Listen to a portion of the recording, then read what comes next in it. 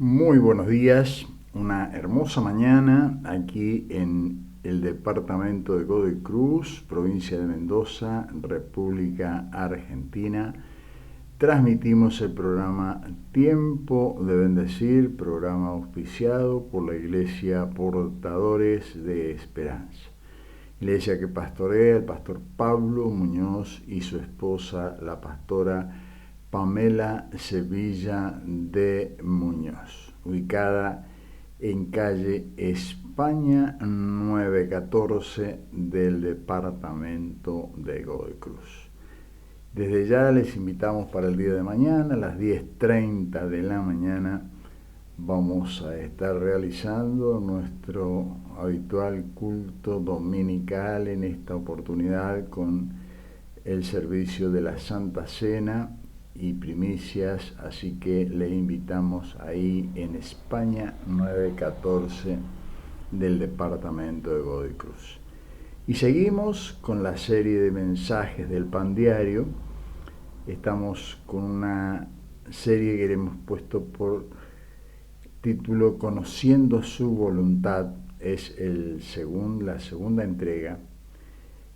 Y dice así: respondió entonces Jesús y les dijo: de cierto os digo, no puede el Hijo hacer nada por sí mismo, sino lo que ve hacer al Padre, porque todo lo que el Padre hace también lo hace el Hijo igualmente.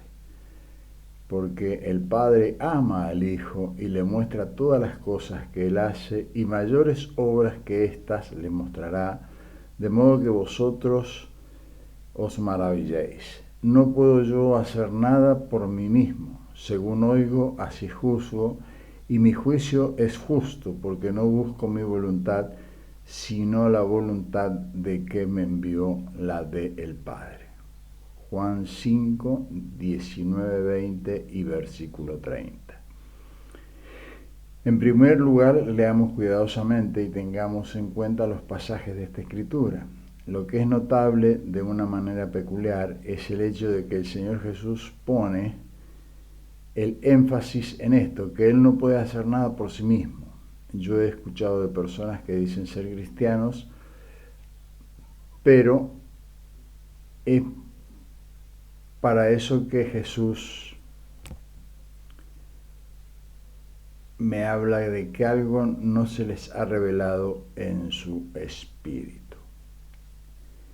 Y el hecho que Jesús todo lo hizo como hombre para marcarnos con su vida el camino al Padre. Si permitimos que todo el peso de esa declaración venga a nuestros corazones, vamos a ver de nuevo lo que nos ha ocupado al principio de nuestras consideraciones, que el Señor Jesús ha aceptado voluntariamente una posición de dependencia absoluta de su Padre. El Hijo no puede hacer nada por sí mismo. En su propia persona no había recursos para hacer las cosas. En efecto, Él decía: la fuente de todo está en el Padre. Entonces, ¿cómo podemos tener la presunción de lo que fue voluntario para Él no lo sea para nosotros? Méditelo, seguimos mañana. Señor, gracias por ser el camino, la verdad y la vida, porque esa es nuestra fe que nos lleva de vuelta a casa, al seno del Padre. La voluntad del Padre, que yo haga la voluntad del Padre. Nada puedo hacer por sí mismo. Lo dijo Jesús. Fíjense que Jesús nos muestra el camino de una manera maravillosa, porque en todo momento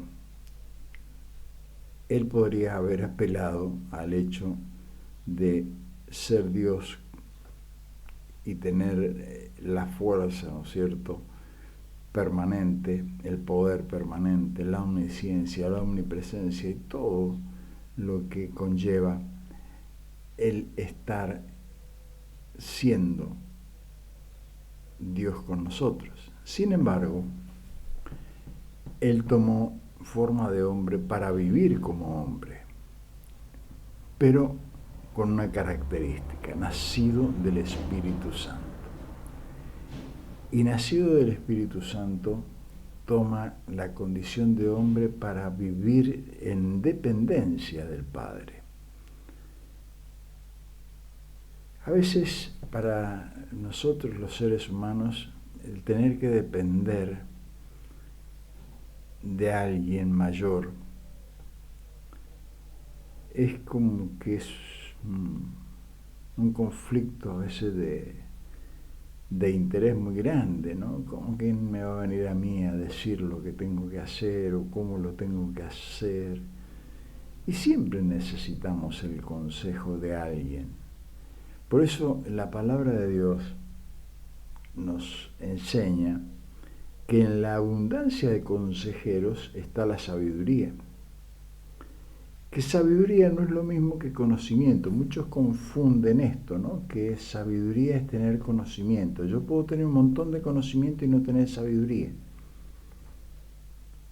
¿Qué es lo que le ocurre a una gran cantidad de personas que tienen un profundo conocimiento teológico de un montón de cosas?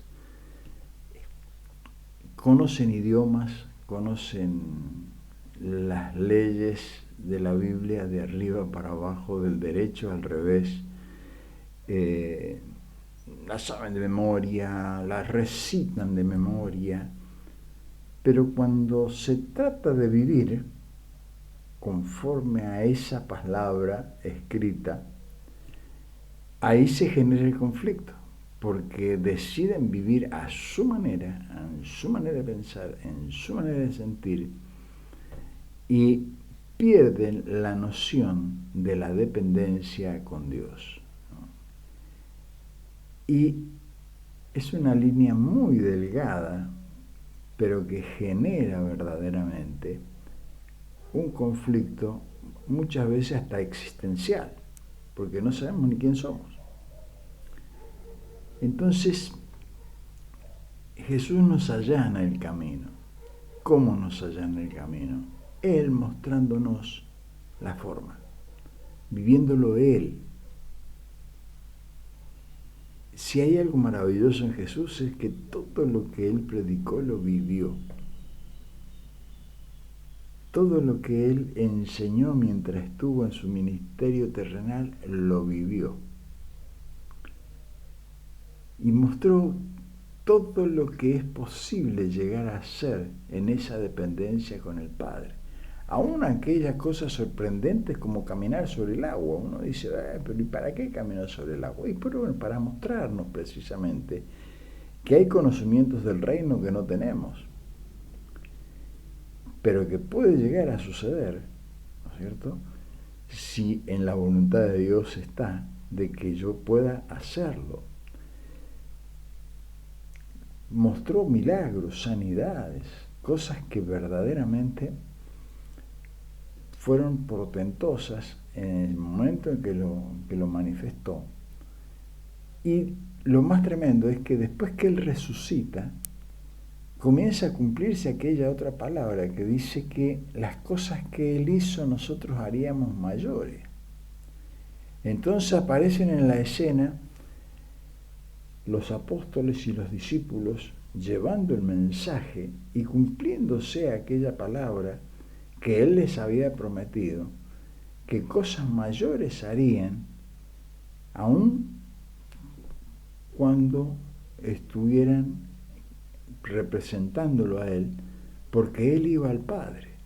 Y encontramos en unas primeras de las prédicas de Pedro, este Pedro que lo había negado 3 veces, que se había sentido desarraigado del grupo por justamente esta negación y vuelto a incorporar por Jesús de una manera maravillosa en ese famoso diálogo donde le pregunta por 3 veces, Pedro me amas, Pedro me amas, Pedro me amas. Y el Señor, ¿no es cierto?, bueno, le revela el por qué y para qué Él estaba y que tenía que alimentar a sus ovejas, tenía que alimentar a sus corderos, apacentarlos, cuidarlos. Y les da, ¿no es cierto?, una misión a los discípulos para que puedan caminar. Y esta gran comisión, no vayan por todo el mundo y prediquen este evangelio y estas señales les seguirán. Y bueno, les promete todas estas cosas que comienzan a cumplirse de una manera extraordinaria. Y encontramos a Pedro, ¿no?, en esas primeras confrontaciones que tiene con los judíos después de Pentecostés, después de haber recibido la impartición del Espíritu Santo sobre ellos, y empieza predicando y se convierte primero 3.000 personas y después 5.000 personas. Eso no había pasado con Jesús. Las cosas que yo hice ustedes las harán mayores, dice Jesús. Y encontramos a un Pedro que caminando, dice que su sombra pasa y toca a un paralítico y lo levanta, se sana. La sombra de Pedro sanando. Cosa que no hizo Jesús. Nunca Jesús sanó con su sombra. Nos mostró ese tipo de milagros, de sanidades. Y después vemos más adelante al apóstol Pablo, cuando él sufre su conversión, todo lo que el apóstol Pablo puede hacer a través de su predicación y llegando, ¿no es cierto?, al pueblo de los gentiles, de aquellos que no eran judíos, y comienza toda una transformación en el mundo conocido hasta ese momento. Estamos hablando de un despertar espiritual extraordinario que se produce justamente por el cumplimiento de aquellas palabras y por el cumplimiento de esa voluntad de Dios, que podamos depender de Él. ¿Cuál es el problema de tener que depender del Padre? Lo único que yo encuentro que impide que nosotros podamos depender del Padre es nuestro orgullo. Y como alguien me va a decir lo que tengo que hacer. Eso es muy común en el ser humano. Producto del pecado, precisamente. Así también le ha ido a la humanidad por causa de esto.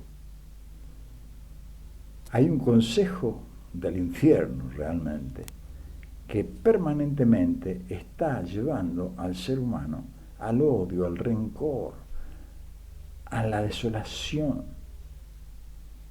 a tener una situación de conflicto permanente aún dentro de las familias, dentro de los núcleos más pequeños de nuestra sociedad, donde debería reinar la armonía, la concordia, la paz, el amor. Y sin embargo se producen esas tremendas separaciones, esas tremendas destrucciones, producto de ¿qué? De no querer hacer las cosas conforme a la voluntad del Padre. ¿Y cuál es la voluntad del Padre? Que nos vaya bien, que podamos conocer su amor, que podamos descubrir la manifestación de su amor para con nuestras vidas y justamente tener esta bendita certeza de que somos hechos a su imagen y semejanza y que en nosotros, producto del fruto del Espíritu Santo, se va formando otro semejante a Jesús, con una característica, con un carácter que produce amor, gozo, paz, paciencia, bondad, benignidad, fe, mansedumbre, templanza y cosas similares a estas para las cuales no hay ley, dice el apóstol Pablo. Entonces, ¿cuál es el conflicto de no querer seguir la voluntad de Dios? No, porque no, la obediencia. Pero ¿qué tiene? Es mala palabra la obediencia. Obedecer conceptos y preceptos. No es mala palabra, porque también se obedece la voz del enemigo cuando se odia, cuando se tiene rencor, cuando se vive lleno de resentimiento. Estás obedeciendo una voz, un consejo, un mensaje. Alguien te está taladrando en tu mente y en tu corazón de que tenés que odiar, que tenés que vivir desconfiando, que tenés que vivir maltratando, que tenés que vivir despreciando. Alguien está generando esa voz interior que muy íntimamente no queremos tener. No queremos eso. No queremos eso para nuestros hijos, no queremos eso para nuestra familia. Sin embargo, algo pasa en ese interior, en ese ser interior, que ese consejo, ese mensaje, esa voz, cala profundamente y se hace uno en nosotros. Bueno, hay que dejar que se haga uno la otra voz, la voz del Espíritu Santo, que sea uno con nosotros y nosotros uno en Él.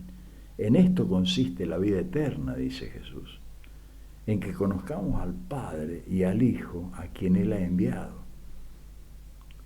¿Para qué?